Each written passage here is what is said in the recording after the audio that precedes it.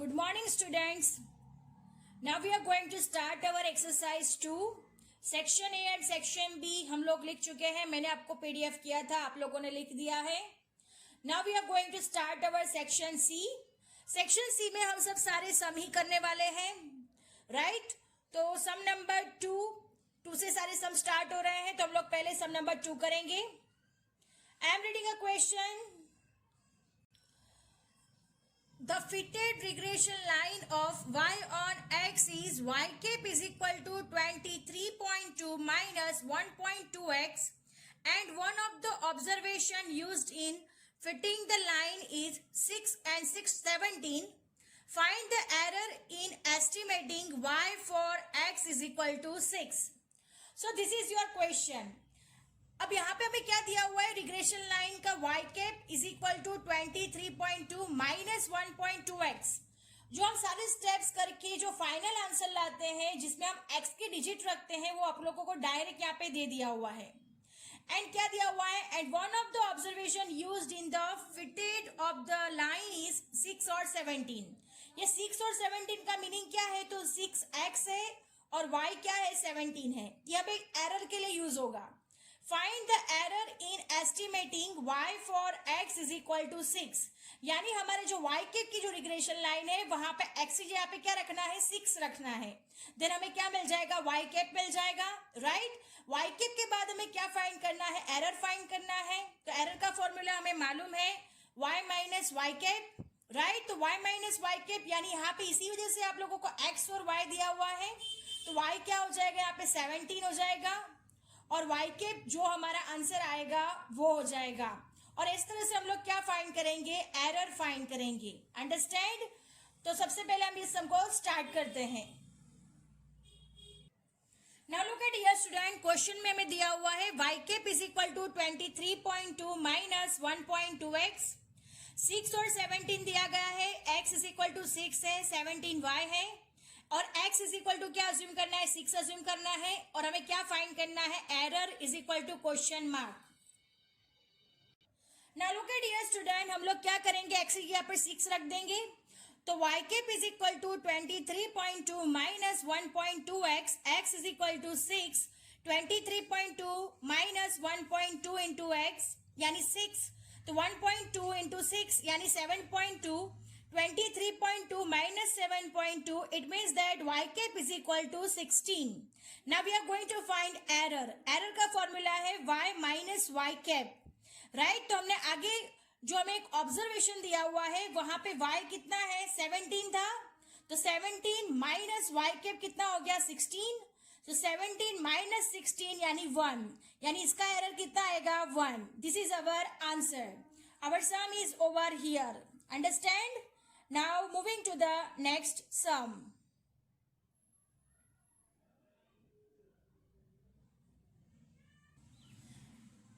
Now sum number 3. If x bar is equal to 30, y bar is equal to 20 and b is equal to 0.6, find the intercept of the regression line of y on x and write equation of the line. यानी यहाँ पे क्या find करना है? आपको x बार दिया हुआ है, y बार दिया हुआ है, उस हिसाब से हमें जो a फाइंड करते हैं वो फाइंड करना है, और रिग्रेशन लाइन फाइंड करनी है. दोनों फाइंड करना है. यहाँ पे हमें b ऑलरेडी दे दिया है, यानी b फाइंड करने की कोई जरूरत नहीं है. तो हमें यहाँ पे दो चीजें फाइंड करनी होगी. फर्स्ट क्या होगा? a फाइंड करना है, और सेकेंड क्या होगा? Regression line. Understand? Now we are going to start our sum. Now look at here student, x bar is equal to 30, y bar is equal to 20, which is given into our sum. b is equal to 0.6, it is also given into our sum, right? This information is given to our sum. Now what we have to find? a find करना है. a का formula है y bar minus b x bar. y bar हमें दिया हुआ है 20, तो 20 minus b 0.6, so 0.6. x bar दिया हुआ है 30, so write down here 30. So 20 minus 0.6 into 30 यानी 18 हो जाएगा. 20 minus 18 यानी a is equal to 2. Now what we have to find? Regression line. So regression line of y on x is y cap is equal to a plus bx. So what is A? A we have to find 2, right? From the above calculation 2 find किया है. 2 plus bx यानी b is equal to 0.6 which is given into our sum. So 0.6 into x यानी y cap is equal to 2 plus 0.6x. Our sum is over here. यहाँ पे सिर्फ हमें regression line ही find करने के लिए बोला है. So our sum is over here. I hope you understand. Now moving to the next sum. Now moving to the next sum. Sum number 5. 4 theory है. Sum number 5. If b is equal to 1.5, r is equal to 0.8 and standard deviation of x is 1.6, find the standard deviation of y. It means that b is equal to given 1.5, r is equal to given 0.8 and standard deviation of x. It means that sx is equal to 1.6. So find standard deviation of y. यानी आपको क्या find करना है? Standard deviation of y यानी sy यहाँ पे आपको क्या करना है? फाइंड करना है. अंडरस्टैंड? तो हम लोग क्या फाइंड करेंगे? sy. Understand? Sum number 5. What is given into your question? B is equal to 1.5, R is equal to 0.8, Sx is equal to 1.6, Sy is equal to question mark. What we have to find? Sy. तो हमें B का formula मालूम है. B is equal to R into Sy upon Sx. यहाँ पे हमें क्या find करना है? तो क्या फाइंड करना है? Sy फाइंड करना है, राइट? तो B का जो वैल्यू है वो हम B की जगह पे रख देंगे 1.5. R का जो वैल्यू है वो हम R की जगह पे रख देंगे 0.8, राइट? Sy हमें फाइंड करना है तो Sy की जगह पे सिर्फ Sy रहेगा और Sx इज इक्वल टू कितना दिया हुआ है? 1.6. तो Sx यहाँ पे क्या लिख देंगे हम लोग? 1.6. फिर उसे हमें सॉल्व करेंगे. Now look at here student. B is equal to 1.5, R is equal to 0.8, Sy we have to find and Sx is equal to 1.6. Now what we have to find? Sy को हमें find करना है. तो Sx division में है, 1.6 division में है, तो अपर साइड चला जाएगा तो मल्टीप्लीकेशन में हो जाएगा यानी 1.5 इंटू 1.6 हो जाएगा. फिर से बता रही हूँ 1.6 डिवीजन में है और डिवीजन से इज इक्वल टू के उस साइड पे चला जाएगा तो डिवीजन में से मल्टीप्लीकेशन में कन्वर्ट हो जाएगा यानी 1.5 इंटू 1.6 हो जाएगा. अब 0.8 हमारे यहाँ पे क्या है? मल्टीप्लीकेशन में है, तो मल्टीप्लीकेशन में होता है तो इज इक्वल टू के उस साइड जाता है तो डिवीजन में हो जाता है. अगेन बोल रही हूँ 0.8 मल्टीप्लीकेशन में है, मल्टीप्लीकेशन से इज इक्वल टू के उस साइड जाएगा तो डिवीजन में हो जाएगा यानी हमारा स्टेप क्या बनेगा? 1.5 इंटू 1.6 डिवाइड बाय 0.8. अब 1.5 इंटू 1.6 यानी 2.4 आ जाएगा डिवाइड बाय 0.8.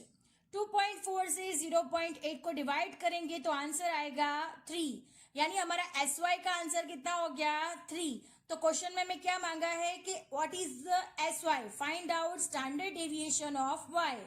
तो Sy इज इक्वल टू 3 जो हमें आंसर मिल रहा है. Understand? Our sum is over here. I hope you understand it. Now moving to the next sum. Now moving to the sum number 6. If the regression coefficient of regression line of y on x is 0.6 and the standard deviation of x and y are 5 and 3 respectively, find the coefficient of determination. Now look at here. हमें क्या दिया हुआ है यहाँ पे? Standard deviation of x. It means that Sx दिया हुआ है और standard deviation of y. It means Sy. तो Sx कितना हो गया? 5 हो गया. Sy कितना हो गया? 3 हो गया. अब आगे क्या दिया हुआ है? If the regression coefficient of the regression line of y on x. It means that यहाँ पे आपको क्या दिया हुआ है? b इज इक्वल टू दिया हुआ है. regression coefficient of regression line, it means b is equal to 0.6, Sx is equal to 5 and Sy is equal to 3. Find coefficient of determination. यानी क्या फाइंड करना है यहाँ पे हमें? coefficient of determination. Coefficient of determination, it is a new concept. पहले हम उसका फॉर्मूला देख लेंगे कि कोएफिशिएंट ऑफ डिटर्मिनेशन कैसे फाइंड किया जाता है। Now look at here student, formula number 8 आप देख सकते हो, coefficient of determination, it means R square. R square यहाँ पे फाइंड करना होता है। हम लोग कोरिलेशन कोएफिशिएंट जो फाइंड करते थे सेकेंड चैप्टर में, उसमें हम आर फाइंड करते थे, स्मॉल आर, राइट। ये चैप्टर में भी हमारे फॉर्मूला में है B is equal to R into S Y upon S X. अब वो जो सम हमने रीड किया वही सम में ये फॉर्मूला का यूज होगा और इसमें हम आर फाइंड करेंगे। तो हमें कोएफिशिएंट ऑफ डिटर्मिनेशन में क्या करना है, आर स्क्वायर फाइंड करना है। तो आर स्क्वायर कैसे फाइंड किया जाता है, तो is equal to small R square, यानी जो ये आर आएगा उसका क्या कर देना है, हमें स्क्वायर कर देना है। सो कोएफिशिएंट ऑफ डिटर्मिनेशन का मीनिंग क्या है, जो हम आर फाइंड करेंगे अकॉर्डिंग टू दिस फॉर्मूला उसका क्या कर देना है, हमें स्क्वायर कर देना है। तब हम क्या फाइंड करेंगे, coefficient of determination. Now look at here student, b is equal to 0.6, sy is equal to 3, sx is equal to 5 according to the question। r हमें फाइंड करना है और दूसरा क्या फाइंड करना है, coefficient of determination, it means R square. तो सबसे पहले हम फॉर्मूला लगा देंगे b is equal to R into S Y upon S X. b is equal to 0.6 is given, is equal to R, S Y 3 दिया हुआ है, S x हमें दिया हुआ है 5, राइट। एस वाई दिया हुआ है हमें 3 एंड एस एक्स दिया हुआ है हमें 5। सो आर इंटू 3/5। अब ध्यान से देखना, 5 डिवीजन में है तो इज इक्वल टू के उस साइड जाएगा तो मल्टीप्लीकेशन में हो जाएगा, 3 मल्टीप्लीकेशन में है, इज इक्वल टू के उस साइड जाएगा तो डिवीजन में हो जाएगा। So 0.6 into 5 divide by 3 is equal to R. अब हम उसे सॉल्व करेंगे तो r इज इक्वल टू आएगा 1। अब क्या फाइंड करना है, coefficient of determination, it means that R square is equal to R square. यानी आर स्क्वायर कैसे फाइंड करते हैं, तो आर का स्क्वायर यानी 1 का होल स्क्वायर, यानी कोएफिशिएंट ऑफ डिटर्मिनेशन हमें 1 का स्क्वायर यानी 1, यानी कोएफिशिएंट ऑफ डिटर्मिनेशन कितना मिल रहा है यहाँ पे 1। I hope you understand it very well. Our sum is over here. See you soon. Thank you students.